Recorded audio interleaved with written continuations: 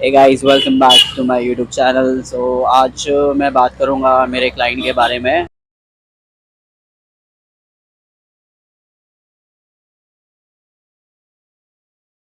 सो सो मेरे left hand जो है उसके अंदर ये जो एरिया होता है यहाँ पे शार्प पेन हो रहा था बहुत ज़्यादा। तो डॉक्टर ने इसको एग्जामिन किया एंड देन बताया कि वो जो एक कंडीशन होती है वो है जिसमें एक यहाँ पे आपका कार्पल टनल होता है। तो ये जो कार्पल टनल है यहाँ से आपके दो फाइबर्स जाते हैं, एक थंब में जाता है एंड एक फिंगर्स में जाता है। तो कुछ कुछ लोगों में वो कार्पल टनल ब्लॉक हो जाती है। तो वो ब्लॉक होने की वजह से जब भी वहाँ पे कोई प्रेशर आता है तो वो एक शार्प पेन देता है, जो आपके नर्वस सिस्टम में पेन फील होता है आपको। तो उसके लिए एक सर्जरी होती है। उस सर्जरी से वहाँ कार्पल टनल में जो प्रेशर होता है उसको डीकम्प्रेस किया जाता है। एंड तब तक आपको कोई भी ऐसा वेट्स या कुछ नहीं उठाना चाहिए जो उस एरिया में आपको पेन करे, मतलब। तो आपको मतलब मशीन्स पे वर्कआउट करना चाहिए, फ्री वेट्स पे नहीं करना चाहिए अगर आपका फॉर्म अच्छा नहीं है तो। ओके, तो अभी मैं आप लोगों से कुछ चीज़ें डिस्कस करता हूँ कि मुझे क्या-क्या चीज़ें चेंजेस करनी पड़ी इस ब्रेस के प्रॉब्लम की वजह से। तो वो और क्या सॉल्यूशन है उसके ऊपर, और डॉक्टर ने क्या-क्या और भी सजेशंस दिए थे, वो सारी चीज़ें, वो सारी बातें मैं अभी आपको एक्सप्लेन करता हूँ। क्योंकि कैमरे के पीछे जो भी चीज़ें होती है, मतलब वर्कआउट के बिटवीन सेट में जो गैप होता है उसमें हम लोग क्लाइंट और मैं जब बात करते हैं, तो वो कुछ चीज़ें हैं जो इसमें कवर अप नहीं की थी, बात नहीं कर पा रहे थे। तो जितना उनको याद आ रहा था वो सारी चीज़ें उन्होंने डिस्कस करी। तो मेरे हिसाब से जो भी चीज़ें कैमरे के पीछे थी, तो वो मैं आप लोगों के साथ शेयर कर रहा हूँ। तो जैसे कि हम लोगों ने एक्सरसाइज में क्या चेंज करा, और फिर कौन सी मूवमेंट्स जो थी वो अवॉइड करना पड़ा हम लोग को। तो ये सब करते वक्त, मतलब ये अगस्त लास्ट वीक की बात है। तो जब पेन हो रहा था तभी हम लोगों ने एक्सरसाइज किया, पर हम लोगों ने उस चीज़ को ध्यान पे रखा कि जो पेन है वो ज़्यादा बढ़े ना, और इंजरी ज़्यादा बड़ी ना हो, इस चीज़ का ध्यान रखा। क्योंकि व्रिस्ट है तो आप बाकी अपर बॉडी को फिर ट्रेन नहीं कर पाओगे ढंग से। तो फिर मेरा जितना एक्सपीरियंस और नॉलेज है, जैसे मैं एनालाइज़ करता हूँ कभी-कभार एक्सरसाइज़ जो भी परफ़ॉर्म कर, खुद की बॉडी को भी मैं ज़्यादा एनालाइज़ करता हूँ। जब भी मैं एक्सरसाइज़ परफ़ॉर्म कोई भी करता हूँ तब। तो उसी हिसाब से मैंने अपने क्लाइंट का भी एनालाइज़ करना स्टार्ट किया, और उसके बाद हम लोगों ने बहुत सारी चीज़ें चेंजेस इतनी करी कि लाइक हम लोग का जो अगस्त का लास्ट वीक था, वो हम लोग स्टडी कर रहे थे। मतलब पुश मूवमेंट में कौन-सी मूवमेंट कैसी ग्रिप होनी चाहिए, और उसके बाद क्या एंगल होना चाहिए। मतलब हर एक चीज़ पे छोटी-छोटी चीज़ जो थी, उस पे हम लोग ध्यान से काम कर रहे थे। तो ये तो उसके बाद हम लोग को उतना पता चल गया कि पुश मूवमेंट में डंबल और बारबेल्स जो फ्री वेट्स है वो हम लोग नहीं कर सकते। तो हम लोगों ने फिर स्मिथ मशीन ट्राई करके देखा, तो स्मिथ मशीन पे उनको कंफर्टेबल लग रहा था, लेकिन हम लोगों ने हैवी नहीं किया, मॉडरेट वेट किया, क्योंकि हैवी जब करे तो ज़्यादा उनको पेन फ़ील हो रहा था। तो फिर हम लोग ने उसको अवॉइड करके लाइट वेट करना स्टार्ट किया। तो स्मिथ मशीन कंफर्टेबल थी। और दूसरी चीज़ ये कि पुल मूवमेंट, अब जब बैक और बाइसेप्स करना होता है, तब हम लोगों ने बैक के टाइम पे प्रोनेटेड ग्रिप जो होती है वो हम लोगों ने यहाँ पे स्किप कर दिया, और सुपरनेटेड ग्रिप ऐड कर दिया, और न्यूट्रल ग्रिप ऐड कर दिया। तो सुपरनेटेड एंड न्यूट्रल ग्रिप, इसको हम लोगों ने पुल मूवमेंट में, मतलब पुल एक्सरसाइज में, जो भी हमारी बैक और बाइसेप्स की एक्सरसाइज है, उसमें हमने बैक के एक्सरसाइज में स्पेशली सुपरनेटेड एंड न्यूट्रल ग्रिप ये हम लोगों ने ऐड करी। तो बाकी लेग वर्कआउट रहा, तो लेग वर्कआउट हम लोग का अच्छे से हो रहा था। फिर उसके बाद हम लोगों ने कोर एक्सरसाइज भी एवरी डेज़ में अलग-अलग करते थे। तो जैसे अपर को किया तो दूसरे दिन हम लोग लोअर को करते थे, लोअर एब्डोमिनल। और बाकी फिर दूसरी सारी चीज़ें उसको भी हम लोग अलग-अलग डेज़ पे टारगेट कर रहे थे, वो ट्रेन कर रहे थे।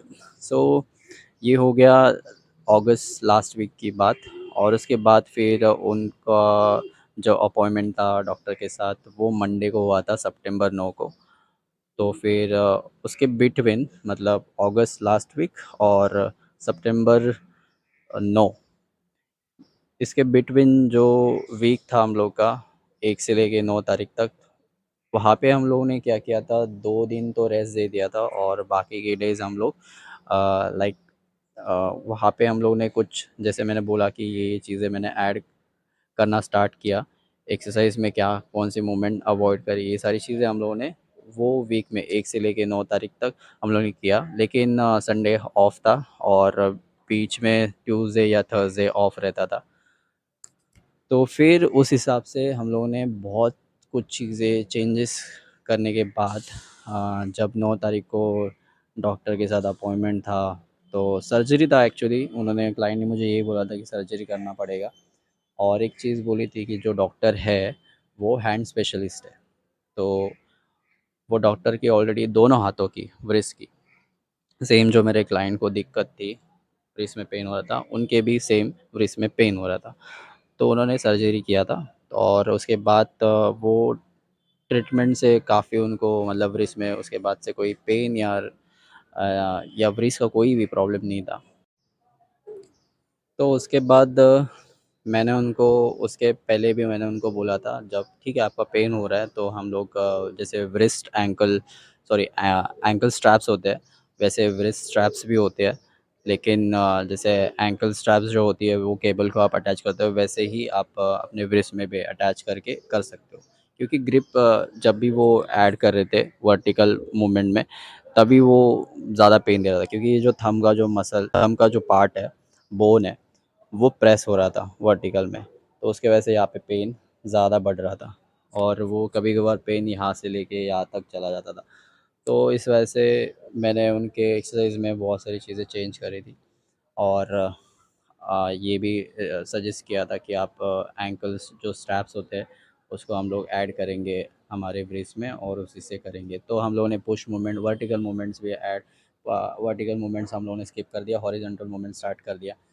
तो जैसे हम लोगों ने केबल फ्लाई और बाकी डंबल फ्लाई और बाकी जैसे डंबल फ्लाई नहीं, लेकिन केबल फ्लाई हम लोगों ने ऐड किया था और बाकी स्मिथ मशीन, बाकी pronated grip skip and supinated and neutral grip pull down में। बाकी आप रोइंग कर सकते हो और जब भी आप करोगे तो पहले एनालाइज़ करो, स्टडी करो अच्छे से, उसके बाद ही करना। तो ये भी एक सजेशन है और दूसरा सजेशन ये है, अपने ट्रेनर और डॉक्टर से कोऑर्डिनेट करके ही सारी चीज़ें इम्प्लीमेंट करो। मेरे हिसाब से मुझे जो लगा तो उस हिसाब से मैंने अपने क्लाइंट के साथ किया है और उनको सजेशन दिया है और वो काफ़ी सक्सेसफुल रहा है। और अभी जब उनको सर्जरी करना था तब उनको डॉक्टर ने बोला था कि सर्जरी करना ही पड़ेगा आपको, तभी जाएगा। लेकिन उसके पहले तो वो मेडिसिन्स पे थे और कुछ पेन किलर दिया था, तो उससे काफ़ी थोड़ा बहुत रिलीफ मिल रहा था पेन से। बट जो पेन था वो पूरा नहीं जा रहा था, तो इसलिए सर्जरी करना पड़ रहा था। नाउ अब 9 तारीख को क्या होता है कि ये डॉक्टर के पास जाते हैं और ये रहा डॉक्टर का, जो मैंने उनसे अपडेट माँगा था, तब उन्होंने ये सारी चीज़ें बताई। तो उनका कहना था कि मैंने ये मेरे क्लाइंट का कहना था कि ये टेम्परेरी है, तो फ़िलहाल के लिए तो आप एक्सरसाइज कर सकते हो, लेकिन 2 डेज़ रेस्ट दे दो और फिर आप कंटिन्यू करो जो भी मैंने भी सजेशन दिया था वो। जैसे मैंने अभी आपको बताया क्या-क्या हम लोगों ने एक्सरसाइज इम्प्लीमेंट करा है इसमें और क्या-क्या मूवमेंट्स जो है और ग्रिप के अलावा कौन-सी ग्रिप ऐड करी है, वो सारी चीज़ें अवॉइड करी। देन उसके बाद हम लोग ने फिर जो भी सर्जरी थी वो तो नहीं हुई, तो टेम्परेरी जो था इलाज वो कर दिया है। सर्जरी करेंगे लेकिन थोड़ी देर बाद, क्योंकि अभी क्या है कि मेरे क्लाइंट का स्टडी भी चल रहा है और उनके डैड खुद एक डॉक्टर है, तो सही से जा रहा है। सारा जो भी प्रोसेस है, हम लोग का जो भी प्रोग्रेस है, वो सही तरीके से जा रहा है। तो कोई दिक्कत नहीं है, बस ये छोटी-मोटी जो दिक्कत होती है वही बड़ी बन जाती है, बहुत सबसे बड़ी दिक्कत बन जाती है। इसलिए मेरा कभी भी मैं क्लाइंट के साथ काम करता हूँ तो बहुत सारी चीज़ों का, छोटी-मोटी चीज़ों का भी ध्यान रखता हूँ कि लॉन्ग टर्म के लिए वो इफ़ेक्ट ना हो उनके ऊपर। इस वजह से मैं बहुत सारी चीज़ें देखनी पड़ती है। हालाँकि जो डॉक्टर उनको मिले वो हैंड स्पेशलिस्ट थे और उनकी खुद की व्रिस्ट की जो प्रॉब्लम थी उन्होंने वैसे ही सॉल्व करी थी। सेम प्रॉब्लम उनको भी हुआ था, तो सेम सर्जरी उनको भी करनी पड़ी थी। तो अभी उन डॉक्टर ने भी मेरे क्लाइंट को वही सजेशन दिया है। तो ये रहा सारा का सारा जो भी बात कैमरे के पीछे थी, वो मैंने शेयर कर दी है। और एक्सरसाइज के बारे में भी आपको बता दिया है, क्या एक्सरसाइज आपको करना है इस रिस्क प्रॉब्लम के चलते हुए। तो 2 दिन रेस्ट ले लो, थोड़ा मेडिसिन्स पे हो तो 2-3 दिन, फिर उसके बाद आप कंटिन्यू कर सकते हो। और अगर आपकी बस आपकी सर्जरी है तो 25 डेज़ मतलब 1 महीना या 2 महीना तो रिकवरी के लिए मोस्टली लगता है। और डिपेंड जो भी डॉक्टर सजेशन देते हैं उसके हिसाब से रिकवरी अच्छे से दो। घाई मत करो, डोंट रश, जो हो सकता है उतना कोशिश करो, पेशेंस रखो और अच्छे से अपने बॉडी के साथ काम करो। माइंड मसल कनेक्शन बहुत ज़रूरी होता है, तो वो भी एक प्रायोरिटी होती है इसमें। तो उसी हिसाब से मैंने बताया आपको कि माइंड अलग से काम और बॉडी अलग से काम कर रहा है तो वो काम ख़राब होगा आपका। तो बेहतर होगा कि आप दोनों के ऊपर काम करो। तो मेरा भी यही सजेशन होता है मेरे क्लाइंट्स को कि आप मेंटली और फिज़िकली स्ट्रांग होने चाहिए अगर आप अपना ट्रांसफॉर्मेशन कर रहे हो तो। अदरवाइज़ आप डिस्ट्रैक्ट हो या डिस्टर्ब हो तो वो फिर ट्रांसफॉर्मेशन आपका ढंग से नहीं हो पाएगा, फिर वो कभी नहीं होगा। फिर आप ब्लेम करते रहोगे ट्रेनर्स को और रीज़न्स आपके पास बहुत एक्सक्यूज़ आप बहुत देते रहोगे। तो बेहतर होगा कि आप अपने गलतियों पे काम करो, आप आपके जो वीक पॉइंट्स है उसके ऊपर काम करो। और आप अपना ट्रांसफॉर्मेशन बहुत अच्छे वे में मतलब हेल्दी वे में आप ट्रांसफॉर्मेशन कर पाओगे। और बाकी अभी उनको जो बोला है टेम्परेरी, उन्होंने मेरे क्लाइंट ने बोला था डॉक्टर को टेम्परेरी करवा दो, तो स्टेरॉइड्स उनको दिया है। तो थोड़ा ठीक है, 2-3 दिन का रेस्ट है, फिर उसके बाद हम लोग कंटिन्यू करेंगे। एंड उसके बारे में भी आप लोग अपडेट दूंगा मैं। तो ये सारी चीज़ें होती रहेंगी, तो इसलिए सोचा कि ये शेयर कर दूँ। और मैंने अपने क्लाइंट को भी बोला कि मुझे आपने तो एक कंटेंट दे दिया है, तो ये काफ़ी अच्छा है और मैं इसको शेयर करूँगा। तो उनकी परमिशन ली क्लाइंट की, तभी जाके मैं ये शेयर कर रहा हूँ।